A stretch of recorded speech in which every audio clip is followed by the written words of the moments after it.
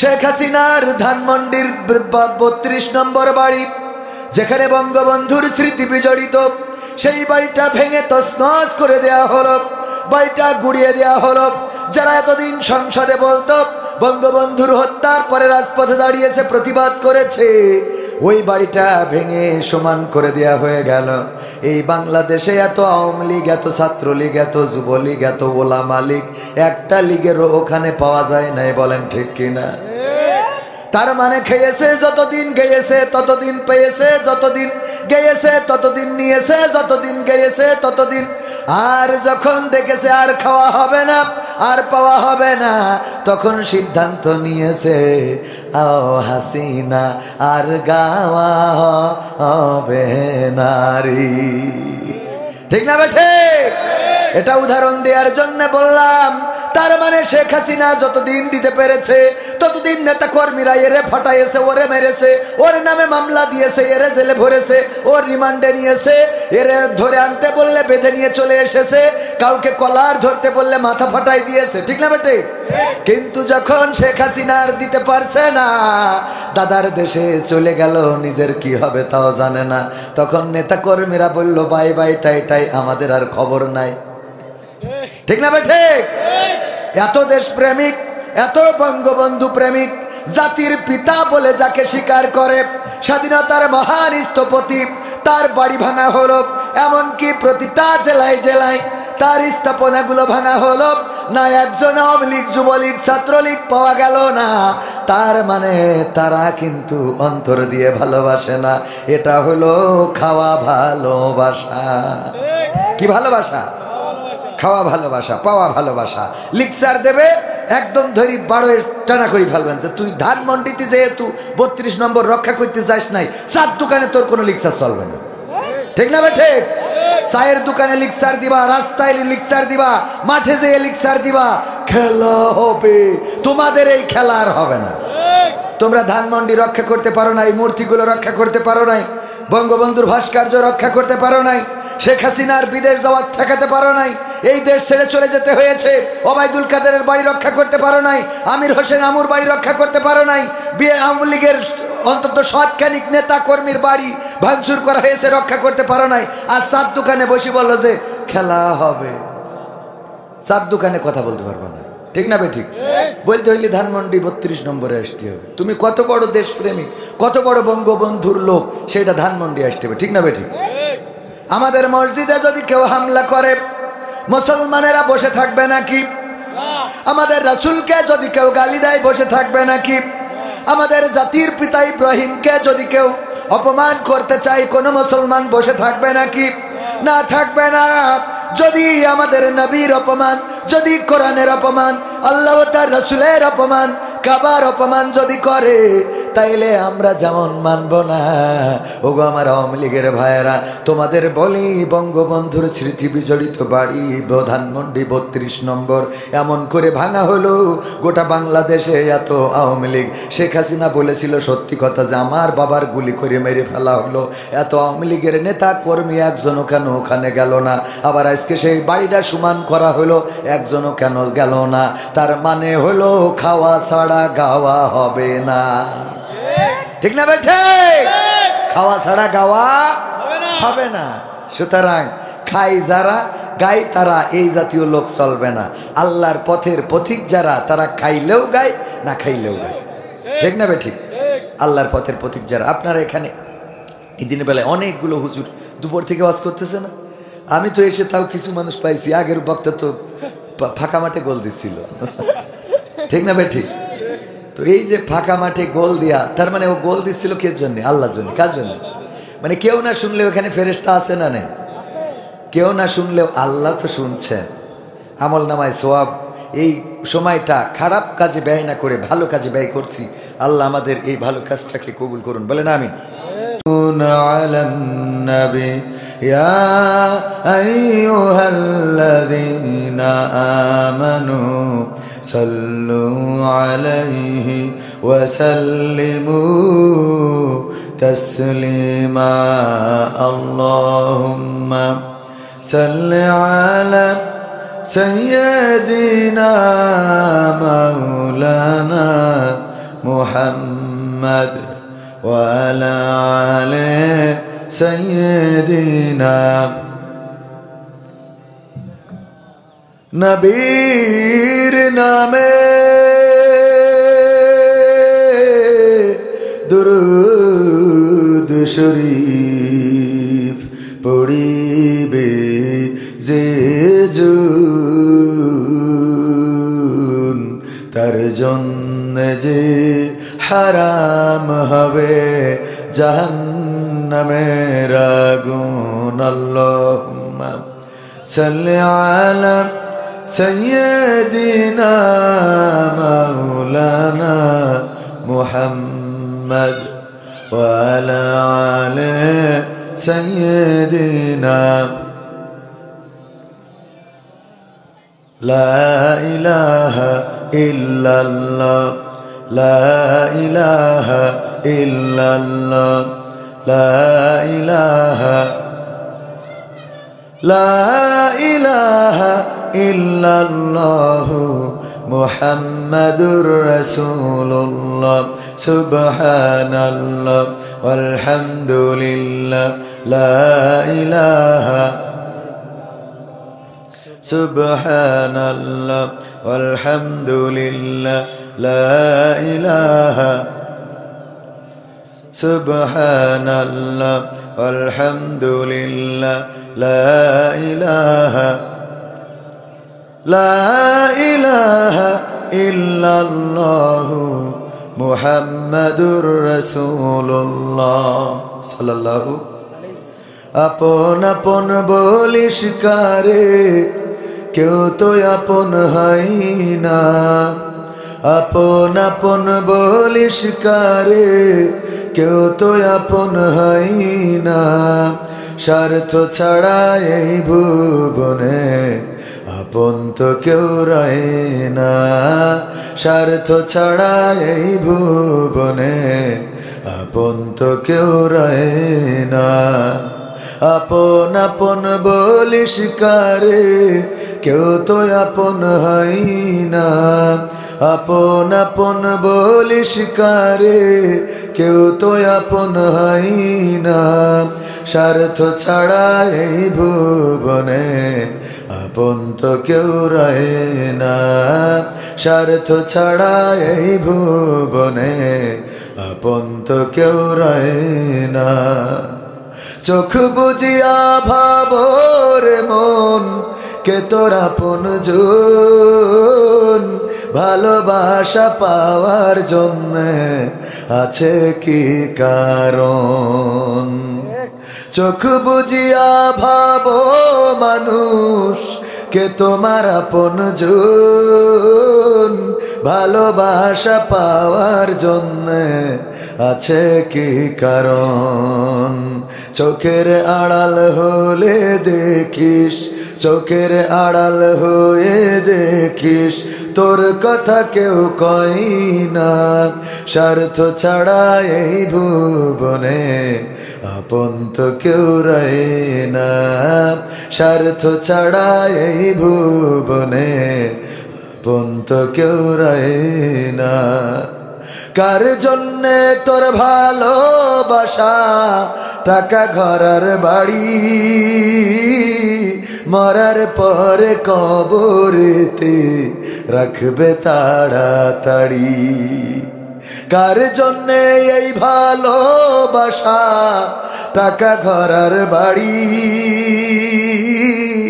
মরার পরে কবরেতে রাখবে তাড়াতাড়ি বিনা লাভে বন্ধুরে কেউ বিনা লাভে বন্ধুরে কেউ তুলার বোঝাও বই না স্বার্থ ছাড়া এই ভুবনে আপন তো কেউ রয় না স্বার্থ ছাড়া এই ভুবনে আপন তো কেউ রয় না আপন আপন বলিস কারে কেউ তো আপন হয় না আপন আপন বলিস কারে কেউ তো আপন হয় না স্বার্থ ছাড়া এই ভুবনে আপন তো কেউ রহে না, স্বার্থ ছাড়া এই ভুবনে আপন তো কেউ রহে না। আলহামদুলিল্লাহ, মারহাবা বলা যাবে? মারহাবা। কথা যা বললাম সত্য না মিথ্যা, সত্য। তার প্রমাণ যদি নিতে চান বেশি দূরে যাওয়ার দরকার নাই। শেখ হাসিনার ধানমন্ডির 32 নম্বর বাড়ি, যেখানে বঙ্গবন্ধুর স্মৃতি বিজড়িত, সেই বাড়িটা ভেঙে তছনছ করে দেয়া হলো, বাড়িটা গুড়িয়ে দেয়া হলো। যারা এতদিন সংসদে বলতো বঙ্গবন্ধুর হত্যার পরে রাজপথে দাঁড়িয়েছে, প্রতিবাদ করেছে, ওই বাড়িটা ভেঙে সমান করে দেয়া হয়ে গেল। এই বাংলাদেশে এত আওয়ামী লীগ, এত ছাত্রলীগ, এত যুবলীগ, এত ওলামা লীগ, একটা লীগেরও ওখানে পাওয়া যায় নাই। বলেন ঠিক কিনা?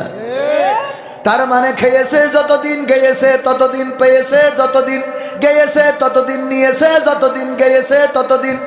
আর যখন দেখেছে আর খাওয়া হবে না, আর পাওয়া হবে না, তখন সিদ্ধান্ত নিয়েছে ও হাসিনা আর গাওয়া হবে নারী।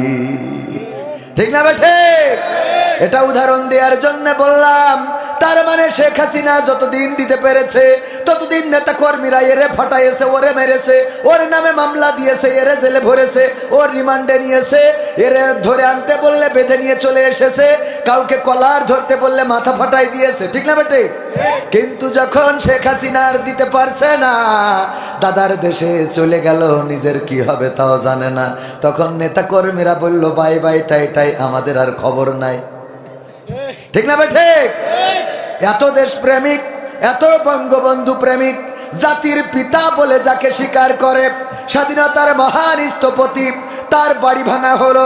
এমনকি প্রতিটা জেলায় জেলায় তার স্থাপনাগুলো ভাঙা হলো না, একজন আওয়ামী লীগ, যুবলীগ, ছাত্রলীগ পাওয়া গেল না। তার মানে তারা কিন্তু অন্তর দিয়ে ভালোবাসে না। এটা হলো খাওয়া ভালোবাসা। কি ভালোবাসা? খাওয়া ভালোবাসা, পাওয়া ভালোবাসা। লিকচার দেবে, একদম ধরি বারো টানা করে ফেলবেন যে তুই ধানমন্ডিতে যেহেতু 32 নম্বর রক্ষা করতে যাস নাই, চার দোকানে তোর কোনো লিকচার চলবে না। ঠিক না বেঠে? চায়ের দোকানে লিকচার দিবা, রাস্তায় লিকচার দিবা, মাঠে যেয়ে লিকচার দিবা, খেলা হবে। তোমাদের এই খেলা আর হবে না। তোমরা ধানমন্ডি রক্ষা করতে পারো নাই, মূর্তিগুলো রক্ষা করতে পারো নাই, বঙ্গবন্ধুর ভাস্কর্য রক্ষা করতে পারো নাই, শেখ হাসিনার বিদেশ যাওয়ার ঠেকাতে পারো নাই, এই দেশ ছেড়ে চলে যেতে হয়েছে, ওবায়দুল কাদেরের বাড়ি রক্ষা করতে পারো নাই, আমির হোসেন আমুর বাড়ি রক্ষা করতে পারো নাই, আওয়ামী লীগের অন্তত সৎখানিক নেতা কর্মীর বাড়ি ভাঙচুর করা হয়েছে, রক্ষা করতে পারো নাই। আর চার দোকানে বসে বললো যে খেলা হবে, চার দোকানে কথা বলতে পারবো না। ঠিক না বেঠিক? বলতে হইলে ধানমন্ডি 32 নম্বরে আসতে হবে। তুমি কত বড় দেশপ্রেমিক, কত বড় বঙ্গবন্ধুর লোক, সেটা ধানমন্ডি আসতে হবে। ঠিক না বেঠিক? আমাদের মসজিদে যদি কেউ হামলা করে, মুসলমানেরা বসে থাকবে নাকি? আমাদের রাসূলকে যদি কেউ গালি দেয়, বসে থাকবে নাকি? আমাদের জাতির পিতা ইব্রাহিমকে যদি কেউ অপমান করতে চায়, কোনো মুসলমান বসে থাকবে নাকি? না, থাকবে না।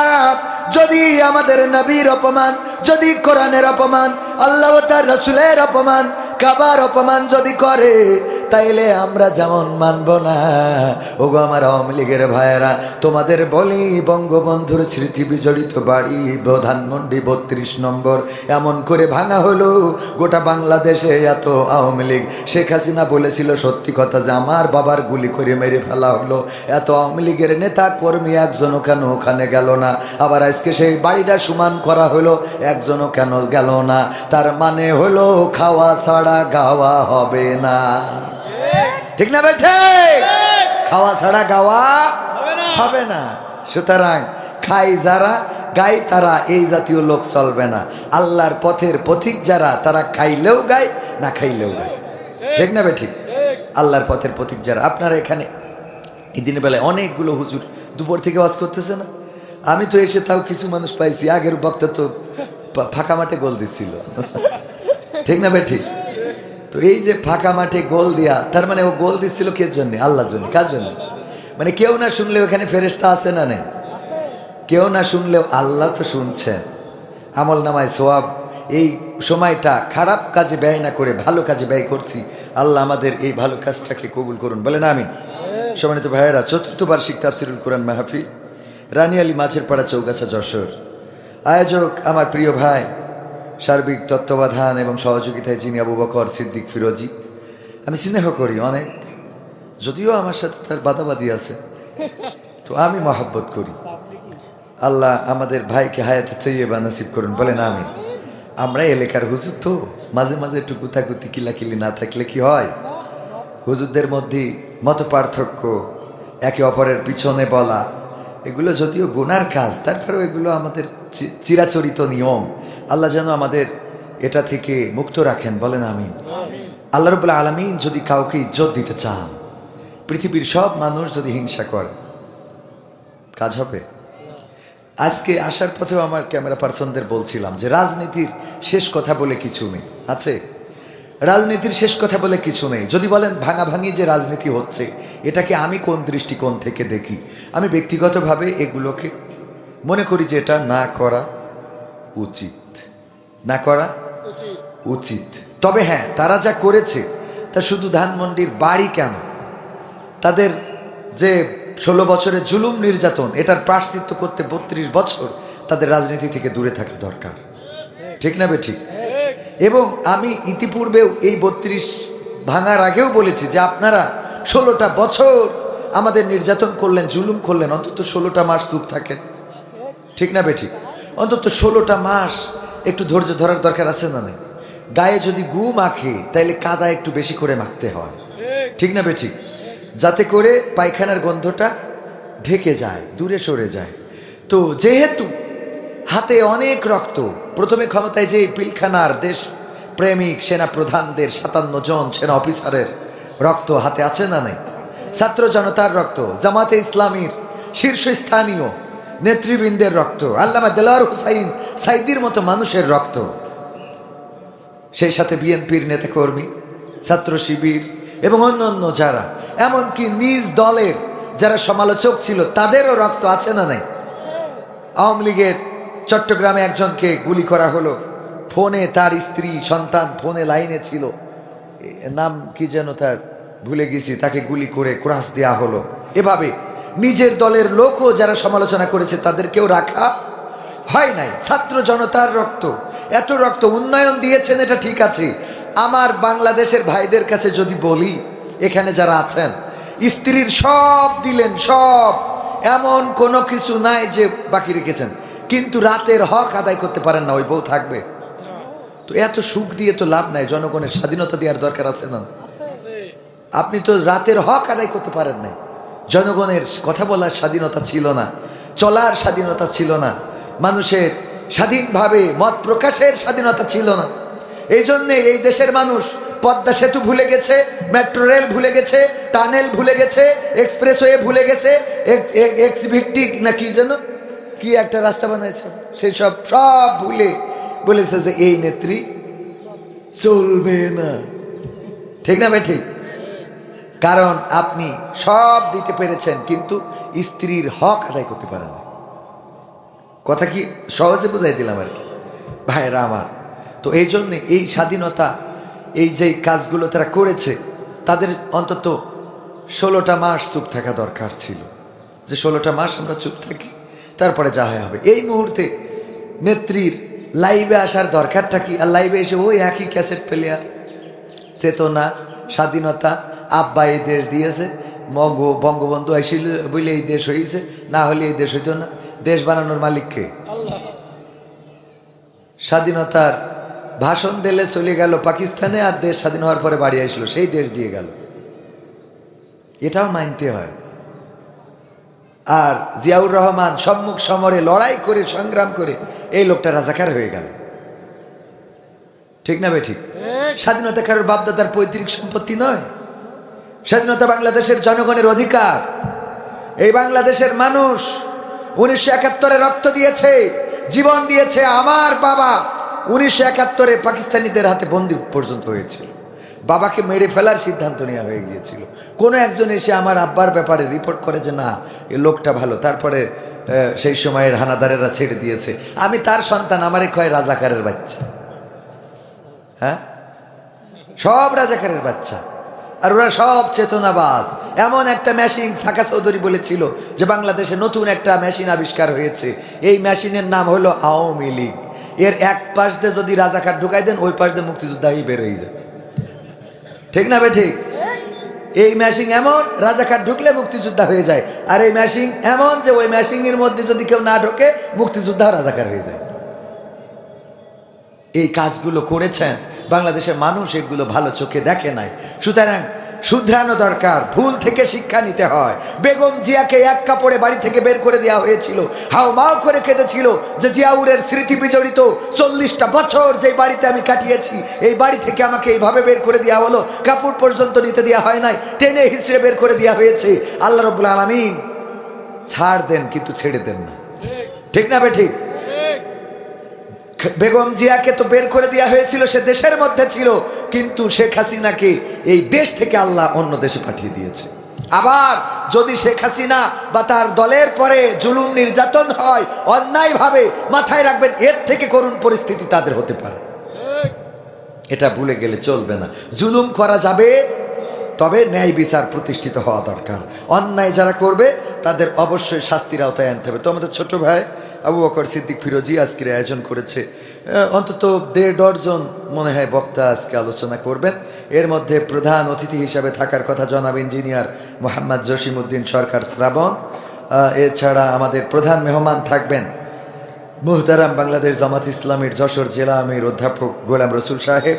বিশেষ মেহমান হিসেবে উপস্থিত থাকার কথা জনাব অধ্যাপক আরশাদুল আলম এবং হজরত মাওলানা গোলাম মোর্শেদ সাহেব, যারা জামাত ইসলামী মনোনীত যশোর 2 তথা চিগুরগাছা চৌগাছার সম্মানিত নমিনি, এবং উপজেলা আমির চৌগাছার জনাব গোলাম মোর্শেদ সহ আরও অনেকেই। সভাপতিত্ব করার কথা হাফেজ আবু বকর সিদ্দিক সাহেব। ও মাশাআল্লাহ, সভাপতি আছেন, আলহামদুলিল্লাহ। আর সব বক্তার নাম যদি পড়তে যাই, এখানে অনেক বক্তা আছে যারা আমার আব্বারও সিনিয়র, মাওলানা আবু সাইদ সাহেব, আরও অনেকে রয়েছেন সিনেভাজন, শ্রদ্ধাভাজন। সবাইকে অন্তরস্থল থেকে আমার সামনে উপবিষ্ট দিনদারি মান্দারা মুসলমান ভাই বাবুজিরা, পর্দার অন্তরালে মা এবং বোনেরা, সবাইকে সালাম জানাচ্ছি, আসসালামু আলাইকুম রহমতুল্লাহ। আমরা আল্লাহর শুকরিয়া আদায় করছি যে মহান রব এই পড়ন্ত বিকাল বেলায় সূর্যটা অস্তমিত হয়ে যায়। হতে পারে আজকের দিনটা আমাদের জীবনের শেষ দিন, পারে কি না? সূর্য প্রতিদিন পূর্ব দিগন্তে উদিত হয়, পশ্চিমে অস্তমিত যায়। প্রতিদিন এই সূর্যটা নিয়ম মেনে উঠছে। এমন একটা দিন আসবে যেই দিন সূর্যটা উঠবে কিন্তু আমাদের ঘুমটা ভাঙবে না। আমাদের ঘুমটা ভাঙবে না, আমরা ঘুমিয়ে যাব চিরতরে। আমাদের চোখে রাত নেমে আসবে, সবাই যার যার কর্মে ব্যস্ত হয়ে পড়বে। বাজারে যেভাবে জাকজমক জমজমাট প্রতিদিন জমে ওঠে, সেভাবেই জমে উঠবে। মাঠের মানুষ মাঠে চলে যাবে, বাঁশঝাড়ে পাখিরা গান করবে, পাখির কলকাকলিতে মুখরিত হবে এই সমাজ। কিন্তু আমি আপনি নিথর হয়ে পড়ে থাকবো। মসজিদের খাটিয়াটা যেটা অবহেলিত হয়ে পড়ে থাকে, সেই খাটিয়াটা ওই দিন গুরুত্বপূর্ণ হয়ে যাবে। যেই সাদা কাফনের কাপড়টা আমরা কোনোদিন দাম জিজ্ঞাসা করি নাই, যেই কাফনের কাপড়ের দাম কত, এই কাফনের কাপড়টা ওই দিন আপনার জন্য অনেক গুরুত্বপূর্ণ হয়ে উঠবে। যেই বাঁশঝাড় আমরা হুকিও দিই না, সেই বাঁশঝাড়ের বাঁশ এবং সেইখানের মাটি ওই দিন খুব জাকজমক হয়ে উঠবে। মানুষেরা সবাই ওই বাগানটায় ভিড় জমাবে। আপনার আমার জন্য একটা ঘর তৈরি করা হয়ে যাবে, গোসল করানো হবে। কত মানুষের মরা মুখ দেখলাম, কত মানুষের কাপড় উল্টিয়ে একটু আগলা করো তো দেখি। চিন্তা করেছেন কখনো, আমি যখন বলি আগলা করো তো দেখি, একদিন আমাকে ঘিরেই মানুষেরা বলবে একটু আগলা করো তো কবির বিন সামাদকে শেষ দেখা দেখি। এটা দেখতে চাইবে, শেষ দেখা দেখি। একসাথে চলতাম, স্মৃতিচারণ করবে, দেখার পরে বলবে তোমার বাজারে ওর সাথে এই তো কয়দিন আগে চা খাইলাম এক কাপ। মানুষটা চলে গেল, এই শেষ দেখা দেখে আবার সবাই কাপড়টা টেনে দিয়ে চলে যাবে, গোসল করাবে। কত মানুষের গোসল করানো দেখলাম, একদিন আমাকে ঘিরেই গোসল হবে, কাফন পরানো হবে, মানুষেরা হাসবে, জানাজায় শরিক হবে। কত জানাজায় দাঁড়ালাম, বক্তৃতা দিলাম, একদিন আমাকে সামনে রেখে মানুষ জানাজা পড়বে। আমাকে সামনে রেখে মানুষ বলবে এই মানুষটা যদি কারোর কাছে কাউকে কষ্ট দিয়ে থাকে ক্ষমা করে দিবেন। আমরা কত জানাজায় এই কথাগুলো বলেছি। তারপর খাটিয়া 4 জন কাঁধে করে নিয়ে যাবে কবরের দিকে। বাড়িতে কান্নার রোল পড়ে যাবে, মা কাঁদবে, স্ত্রী সন্তান সবাই হাহাকার করবে, তাদের চিৎকারে আকাশ বাতাস মুখরিত হবে, কিন্তু ফিরে আসার কোনো সম্পর্ক চলে যেতে হবে। পৃথিবী তার নিয়ম মেনে আবার সেই পূর্ব দিগন্তে সূর্য উদিত হবে, পশ্চিম দিগন্তে সূর্য অস্তমিত যাবে। সবাই ব্যস্ত হয়ে পড়বে। আমার আপনার কবর বাঁশবাগানে থাকবে, সেখানে শিয়াল কুকুরের বাসা হবে, হয়তো শিয়াল ওই কবরের মধ্যে বাচ্চা দিবে। এক পর্যায়ে ওই কবরটা কার কবর, কিসের কবর, এটা মানুষ জানবেও না, চিনবেও। আমাদের কিসের বাড়াবাড়ি, কিসের অহংকার, কিসের লড়াই, কিসের বড়াই, কিসের গীবত, কিসের সমালোচনা, কিসের টানাটানি, সব তো রেখে চলে যেতে হবে। লাভ কি? চিন্তা করবেন। আল্লাহ জানো আমাদের মৃত্যুমুখী। ওসমান রাদিয়াল্লাহু তাআলা কবরের কাছে যেতেন, কান্নাকাটি শুরু করতেন। সাহাবীরা বললেন, ওগো ওসমান, আপনি তো জান্নাতি আশারায়ে মুবাশশারা 10 জন সাহাবীদের একজন, এবং শুধু একজন না, গুরুত্বপূর্ণ 4 জনের মধ্যে একজন। আপনি কবরের কাছে এসে কেন কান্নাকাটি করেন? ওসমান রাদিয়াল্লাহু তাআলা বললেন, আল্লাহ নবী বলেছেন এটা হলো সেই জায়গা, যেই জায়গায় যদি কেউ পার পেয়ে যায় বাকি সব জায়গা সহজ হয়ে যায়, আর এই জায়গায় যদি কেউ আটকে যায় তাহলে তার আর বাকি জায়গাগুলো পার পাওয়ার আশা থাকে। এটা কবে আসবে আমাদের জীবনে? সেটা কাল দিন হতে পারে, আজ দিন হতে পারে, এটা আজকের এই শেষ কথা হয়ে যেতে পারে আমার। কালকে হয়তো বলবেন কবির বিন সামাদ আমাদের সামনে গতকাল কথা বলেছে, গতকাল সে কথা বলেছে, একটু চোখ বুঝে দেখেন তো কিসের এই দুনিয়া। আজ 23টা বছর বাবাকে হারিয়েছি। যেই বাবা একদিন বিকেল বেলা মোটরসাইকেল চালিয়ে চলে গেল, পরের দিন আবার ট্রাকে লাশ হয়ে বাড়িতে চলে আসলো। মাঝে মাঝে মানুষ বলে, কবির ভাই গাড়িটা সাবধানে চালাবে। আমি বলি, আমার মারার জন্য যে আছে সে তো সাবধান হবে না, আমি না হয় সাবধান থাকবো, কিন্তু আমাকে যে মারবে সে তো সাবধান না। সুতরাং আসুন, দুনিয়ার আপনি যে ফল ফসল লাগিয়েছেন, এই সরিষা এই তেল ভাঙায় আপনি খাইতে পারবেন, গায়ে মাখতে পারবেন, তার কোনো নিশ্চয়তা নেই। যে ধান লাগিয়েছেন এই ধানের ফসল আপনি কেটে ঘরে তুলে ওই ধান সিদ্ধ করে খেয়ে যেতে পারবেন, তার কোনো নিশ্চয়তা নাই।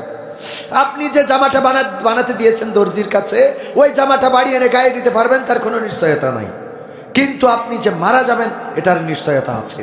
আপনার কাফনের কাপড় লাগবে, এটার নিশ্চয়তা আছে। মসজিদের খাটিয়াটা আপনার বাড়িতে আসবে, এটার নিশ্চয়তা আছে। আজকে এখানে যারা বসেছেন, হতে পারে এটাই নাজাতের ওসিলা আল্লাহ করে দিতে পারেন। আপনি দুনিয়ার কাজে ব্যস্ত, আপনি ভুলে গিয়েছেন বেমানু।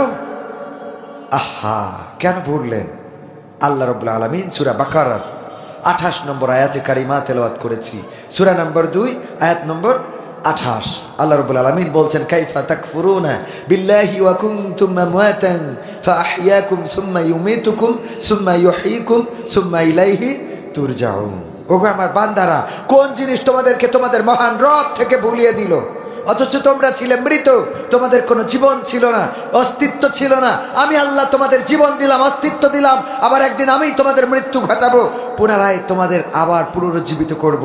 বেলা শেষে আমার কাছেই তোমাদের ফিরে আসতে হবে। ঠিক না বেঠিক?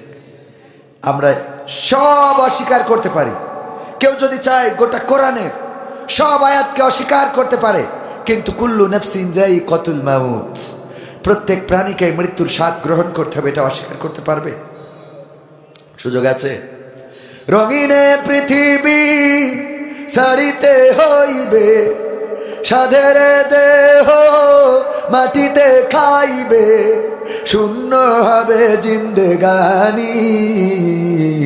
কার লাগিয়া এত মায়া, এত চোখের পানির মন, কার লাগিয়া এত মায়া, এত চোখের পানি। সন্ধ্যা হলে ডুবিবে বেলা, সাঙ্গ হবে ভবের মেলা। সন্ধ্যা হলে ডুবিবে বেলা,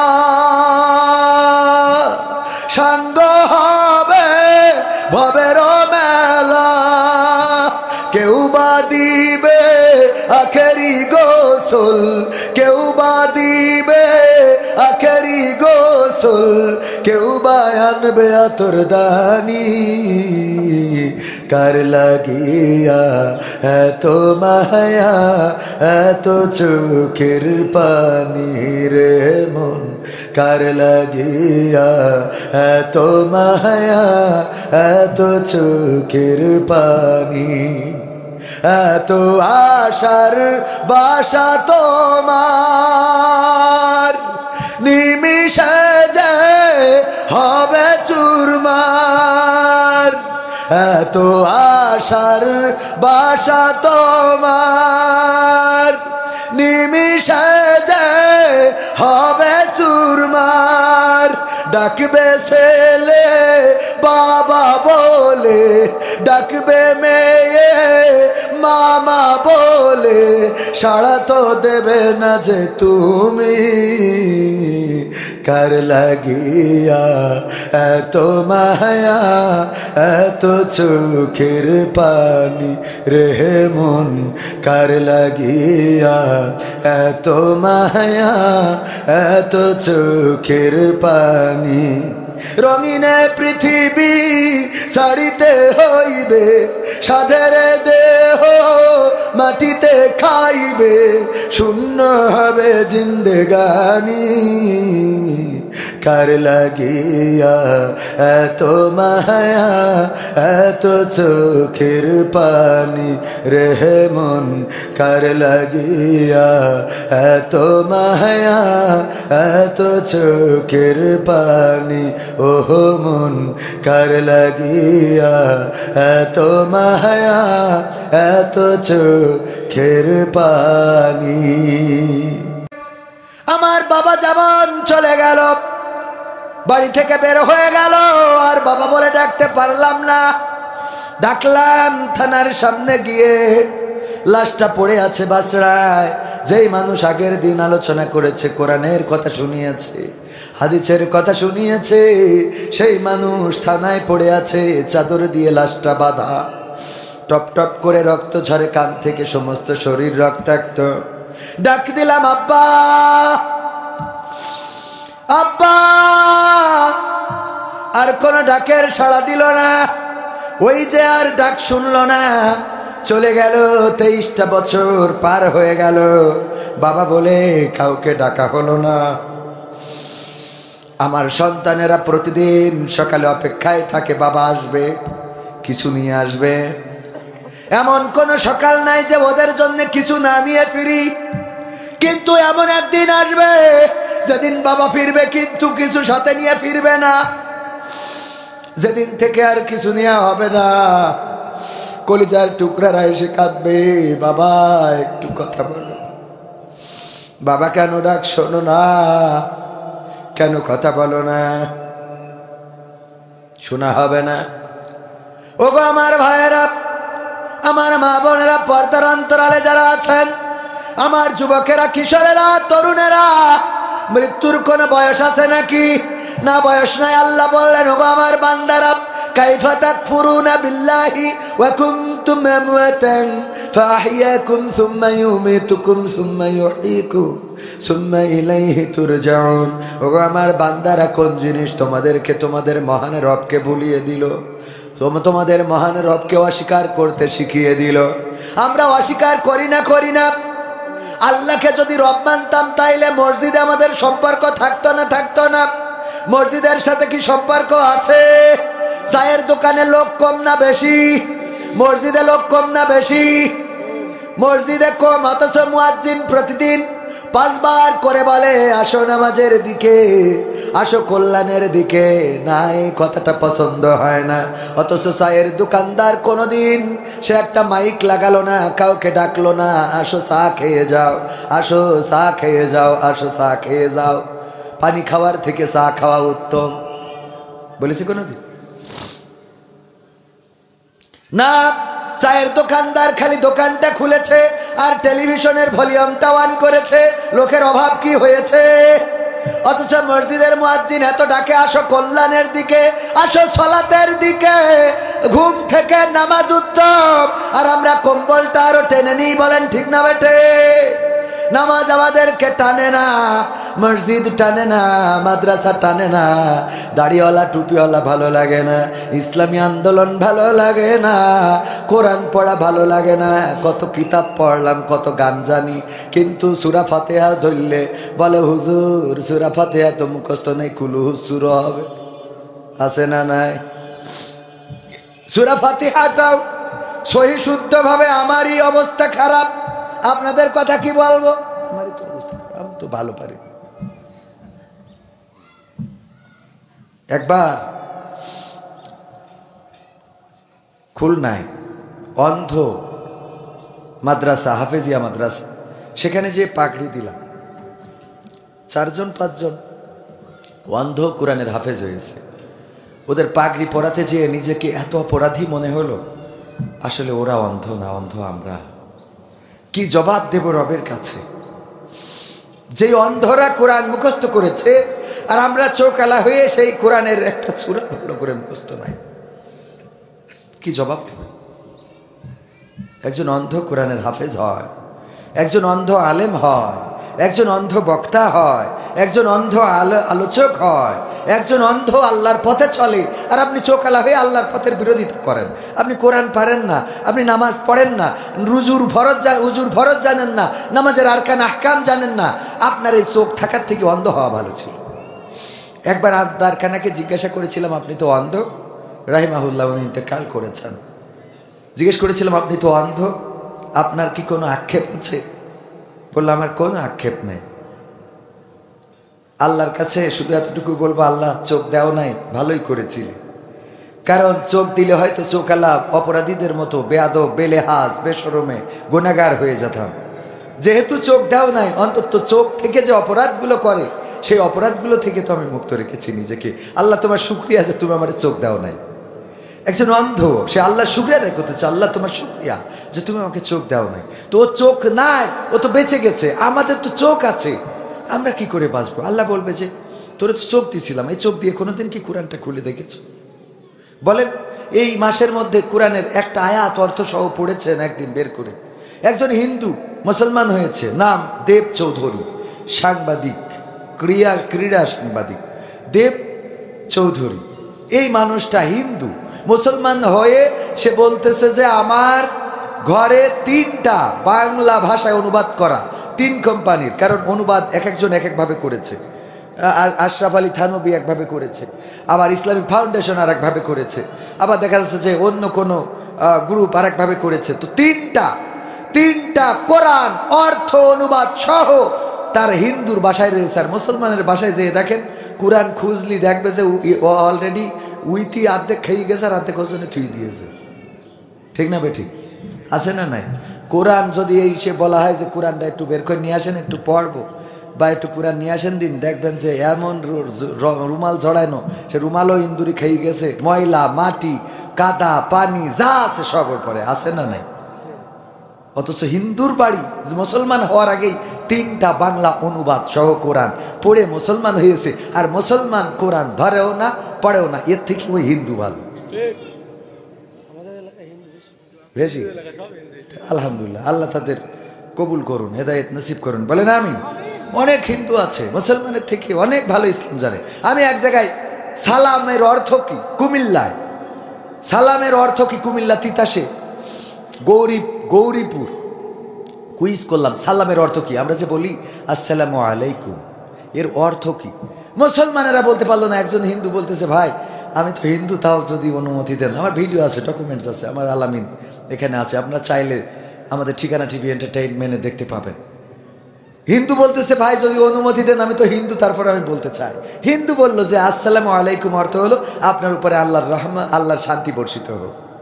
আল্লাহু আকবার। একজন হিন্দু বলতে পারে আর মুসলমান বলতে পারে।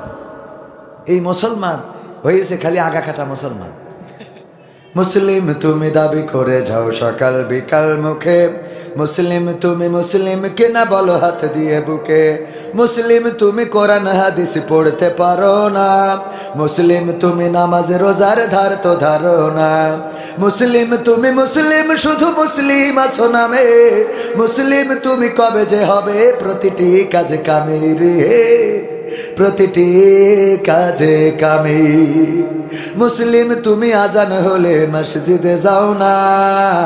মুসলিম তুমি নামাজ পড়ার সময় তো পাও না। মুসলিম তুমি টিভি সুশির খবর রাখো বেশ। মুসলিম তুমি ইমান আমল সব করেছো শেষ। মুসলিম তুমি আজান হলে মসজিদে যাও না। মুসলিম তুমি নামাজ পড়ার সময় তো পাও না। মুসলিম তুমি টিভি সুশির খবর রাখো বেশ। মুসলিম তুমি ইমান আমল সব করেছো শেষ। মুসলিম তুমি মুসলিম শুধু মুসলিম আছো নামে। মুসলিম তুমি কবে যে হবে প্রতিটি কাজে কামে রে, প্রতিটি কাজে কামে। মুসলিম তুমি মিথ্যা কথা যাও বলে যাও রোজ। মুসলিম তুমি সত্য দিনের রাখো না কোনো খোঁজ। মুসলিম তুমি সুদের সাথে করলে না দেনা। মুসলিম তুমি রাসূলের নয় শয়তানেরই সেনা। মুসলিম তুমি মিথ্যা কথা যাও বলে যাও রোজ। মুসলিম তুমি ইমান আমল সব করেছো। মুসলিম তুমি মিথ্যা কথা যাও বলে যাও রোজ। মুসলিম তুমি সত্য দিনের রাখো না কোনো খোঁজ। মুসলিম তুমি সুদের সাথে করলে না দেনা। মুসলিম তুমি রাসূলের নয় শয়তানেরই সেনা। মুসলিম তুমি মুসলিম শুধু মুসলিম আছো নামে। মুসলিম তুমি কবে যে হবে প্রতিটি কাজে কামে রে, প্রতিটি কাজে কামে। মুসলিম তুমি দিনের কাজে যাও দিয়ে যাও বাধা। মুসলিম তুমি কালোর পথকে মনে করেছো সাদা। মুসলিম তুমি নিয়েছো মেনে মানুষ গড়া মতবাদ। মুসলিম তুমি শয়তানেরই পথে চলে পাও সাদ। মুসলিম তুমি দিনের কাজে যাও দিয়ে যাও বাধা। মুসলিম তুমি কালোর পথকে মনে করেছো সাদা। মুসলিম তুমি নিয়েছো মেনে মানুষ গড়া মতবাদ। মুসলিম তুমি শয়তানেরই পথে চলে পাও সাদ। মুসলিম তুমি মুসলিম শুধু মুসলিম আছো নামে। মুসলিম তুমি কবে যে হবে প্রতিটি কাজে কামে রে, প্রতিটি কাজে কামে। প্রতিটি কাজে কামে মুসলমান হওয়ার দরকার আছে না নাই? আল্লাহর নবীর সাহাবীরা এমন মুসলমান হয়েছিলেন। আবু বকরের সময় একজন মানুষকে ধরে নিয়ে আসা হলো, একজন তরুণ কিশোরকে ধরে আনা হলো, বা একজন যুবককে ধরে নিয়ে আসলো। দুইজন ধরে এনে বলল, এই যুবক আমাদের পিতাকে হত্যা করেছে। ওগো ওমর বিচার চাই।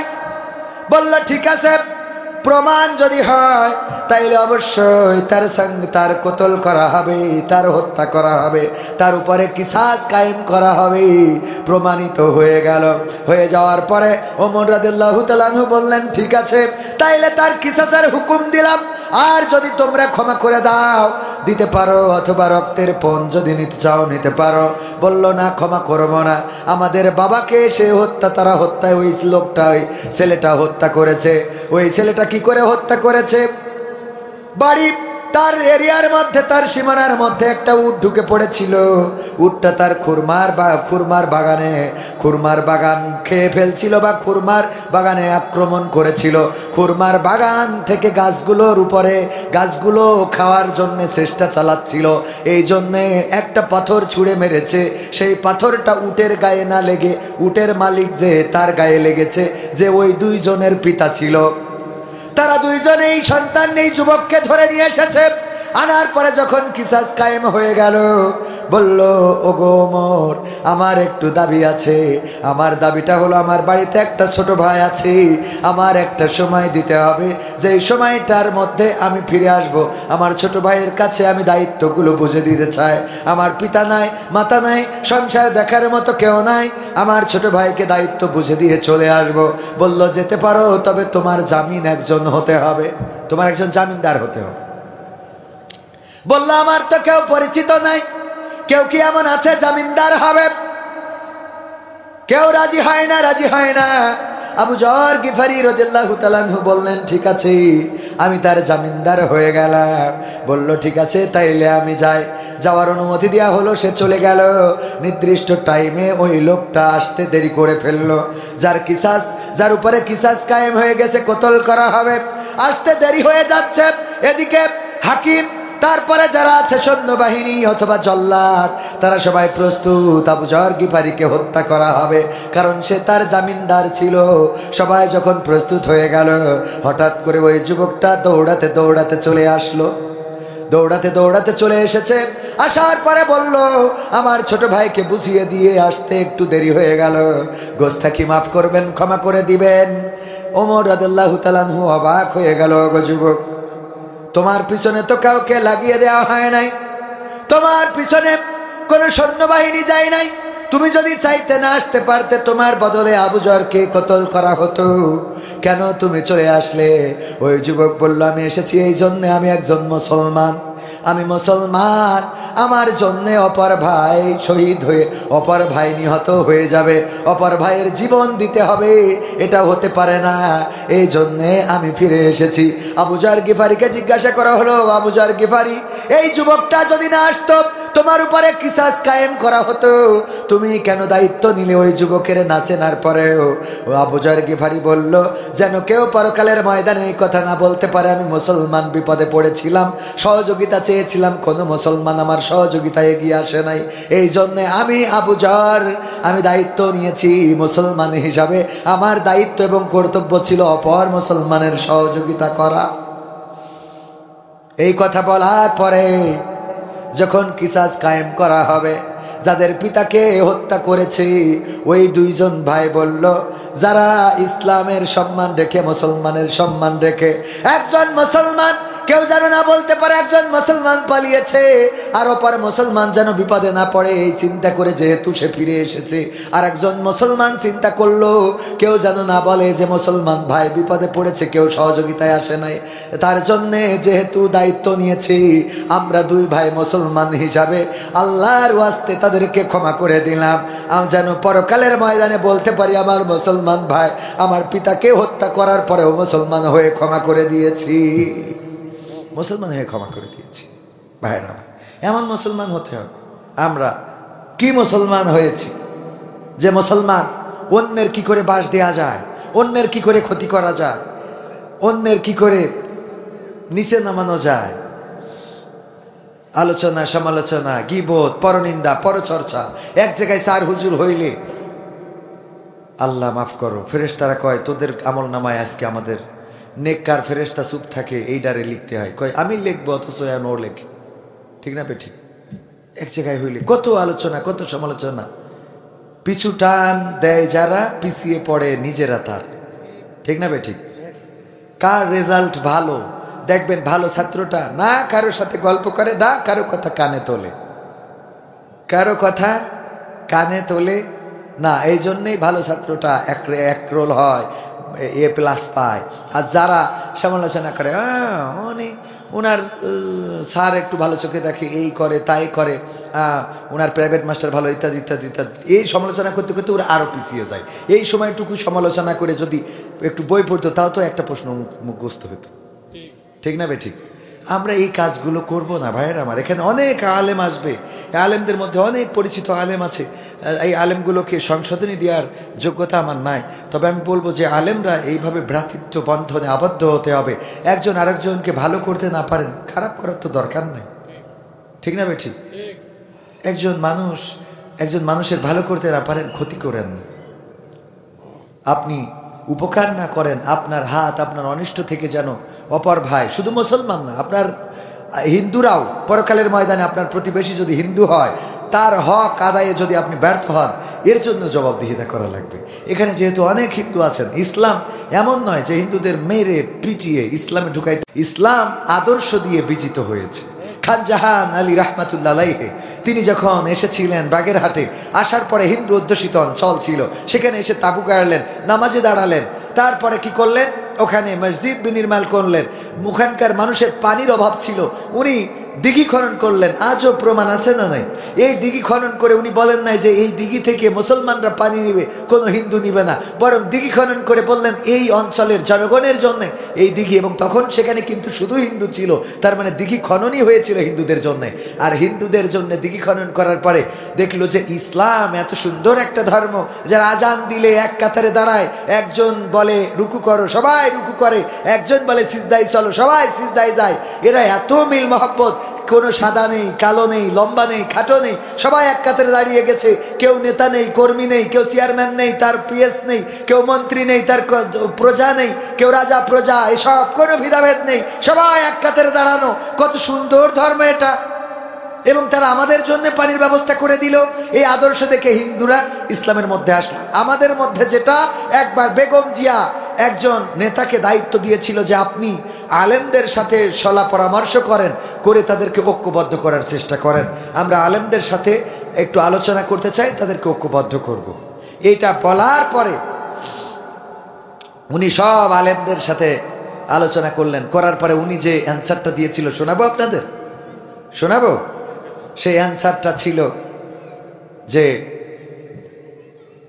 আমি এতদিন আপনাদের কাছে এসেছিলাম না, এটাই ছিল বড়ই ভালো। আপনাদেরকে আমি ফেরেশতা জানতাম, ভালো মানুষ জানতাম, কিন্তু এতদূর বলে নাই যে ভালো মানুষ জানতাম, বলেছে এতদিন আপনাদের কাছে না এসে এটাই ভালো ছিল, কিন্তু এসে যেটা জানলাম তাতে করে আমি আমার নিজেকেই তো বিশ্বাস করতে কষ্ট হচ্ছে।